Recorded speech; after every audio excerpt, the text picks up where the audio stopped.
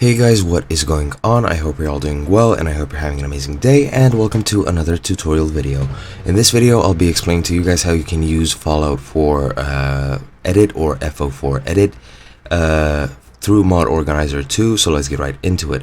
Fo4edit is a program or a modding tool which you can use to actually search and organize the mod files for Fallout 4 and possibly even resolve any conflicts by either modifying or deleting certain parts of the mod files.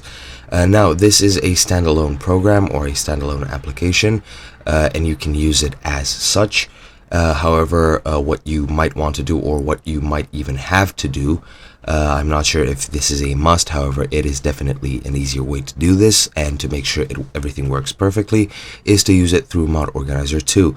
And since it is a standalone tool, what you want to do is add the exe to Fallout 4 Mod Organizer, or rather the Fallout 4 instance in Mod Organizer 2. And as you can see, I am currently in there and I do not have Fallout 4 edit here. And what I want to do to actually add it is to go to edit, go to the plus icon and say add from file, and I want to go to my desktop since this is where I put it at.